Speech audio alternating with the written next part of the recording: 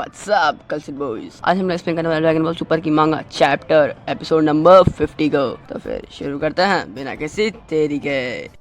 Chapter number 50 का नाम है द ग्रेट केव। इस चैप्टर की शुरुआत में हमें ग्रैंड प्रिजन दिखाई जाती है जो कि एक साइड से टूटी हुई होती है, जो कि हमें पता है किसने करा है, ऑब्वियसली बात है मोरो यार। और फिर हमें दो गैलेक्टिक पेट्रोल के मेंबर दिखाए जाते हैं जो कि मोरो की प्रिजन को रिपेयर कर रहे होते हैं। और वो लोग बात करते हैं कि मोरो को यहाँ पर वापस आने से पहले हमें इस जेल को ठीक करना होगा ताकि मोरो को हम यहाँ पर रख सके। और फिर हमें गैलेक्टिक प्रिजन दिखाई जाती है जो कि लिटरली बहुत सारे लोगों से भरी हुई होती है। और फिर उसके बाद हमें 5 स्टार्स की टीम दिखाई जाती है जिसे पकड़ के प्रिजन के अंदर डालने वाले होते हैं। और उसके बाद उनसे एक बंदा कहता है कि तुम ये काम छोड़ क्यों नहीं देते। फिर उसके बाद पास्ता बोलता है कि यही मेरा जीने का तरीका है, बड़ी स्टाइल में बोलता है। फिर वो गैलेक्टिक पेट्रोल वाला बोलता है लगता है तुम्हें जगह पसंद आने लग गई है। अगले सीन में हमें एक एनर्जी दिखाई जाती है जो कि गैलेक्टिक प्रिजनर की ओर बढ़ रही होती है। और हमें अगले सीन दिखता है परूंगा।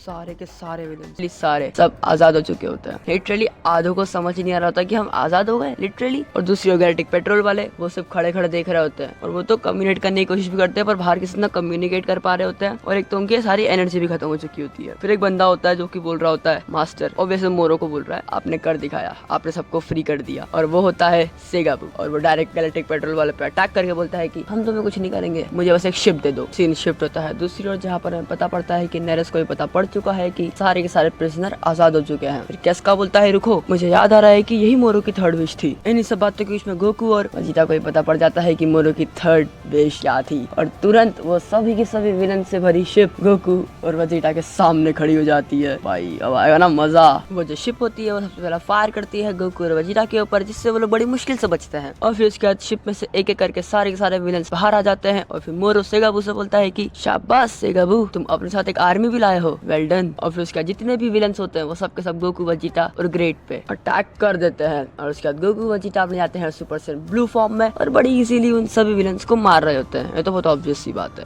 सभी विलन्स डर रहे होते हैं कि भाई अब तो पता पड़ रहा है ना कि गोकू वेजिटा जीत रहे हैं, तो अब हम क्यों लड़े। फिर पीछे से गोकू की आवाज आती है, वो बोल रहा होता है कि हार मत मानो, तुम्हें जीतना है, जाके लड़ो। फिर वो सभी विलन्स गोकू वेजिटा की ओर आगे बढ़ते हैं और हम देखते हैं कि गोकू वेजिटा आ चुके हैं अपने सुपर सेन गॉड फॉर्म में। इसका मतलब मोरो उनकी भी एनर्जी खींच रहा है। गोकू जैसे ही मोरो को मारने के लिए आगे बढ़ता है उतने में सेगाबू बोलता है कि इसे मैं देखता हूँ। और सेगाबू जैसे ही गोकू को पंच मारने वाला होता है वैसे ही गोकू गॉड फॉर्म से आता है सुपर सेन 3 में। और वो पंच उसके मुंह पे लगता है जिसके कारण गोकू जमीन पे जा गिरता है। और उसके बाद वेजिटा भी आता है अपनी बेस फॉर्म में। और उसके बाद दोनों एक पावर अप करते हैं जिससे दोनों सुपर सेन में चले जाते हैं। और हम देखते हैं कि द ग्रैंड काय पीछे ढेर हो चुके हैं क्योंकि उन्हें पास में भी लड़ाई लड़ी है। और गोकू और वेजिटा फिर लड़ने के लिए चले जाते हैं। और गोकू लड़ाई के बीच में चीखते हुए बोलता है कि मोरो तुम चाहते क्या हो। मोरो उसके जवाब में बोलता है कि मैं एक ऐसी गैलेक्सी बनाना चाहता हूँ जहाँ पर सिर्फ मेरा राज हो, मैं जब चाहे जिस चाहे उसे प्लेनेट को खा सकता हूँ। और जो लोग शांति से रहना चाहते हैं उन्हें मरना होगा। और उसके बाद हम देखते हैं नेरेस का सीन जो कि बोल रहा होता है कि शायद सभी के सभी विलन प्लेनेट नेमिक पे गए होंगे तो हमें भी वहाँ पर जाना चाहिए। फिर सीन शिफ्ट होता है गोकू और वेजिटा के ऊपर जो कि लिटरली बहुत ज्यादा स्ट्रगल कर रहे होते हैं। पर अचानक से कुछ प्रिजनर पे गन शॉट लगता है और वो सब ढेर हो जाते हैं। हमें पता पड़ता है कि ये नेरेस है। नेरेस आ चुका है बैकअप के लिए विद जैको। लिटरली जैको कुछ काम कर रहा है। फिर जो कैस्का होता है वो जाता है और द ग्रैंड काय को हील कर देता है। फिर सेगाबू नोटिस करता है कि सब एक शिप से आए हैं और सोचता है कि मैं शिप को उड़ा देता हूँ। पर जो नेरेस होता है उसके हाथ पे गोली मार देता है जिसके कारण ऑब्वियसली बात है सेगाबू गन फायर नहीं कर पाता है। फिर जो नेरेस होता है वो ग्रैंड काय को बोलता है कि आप इनसे ट्रांसफर करके यहाँ से निकलिए और हम लोग भी निकलते हैं। प्लान बड़ा सिंपल और इजी लग रहा है पर इसमें एक ट्विस्ट आएगा, मैं बताऊंगा बाद में। गोकू का सब हाथ पकड़ लेते हैं नेरेस जैक को यहाँ से निकलने के लिए, बट एक बंदा नहीं पकड़ता जो कि ऑब्वियसली बात है वेजिटा होता है।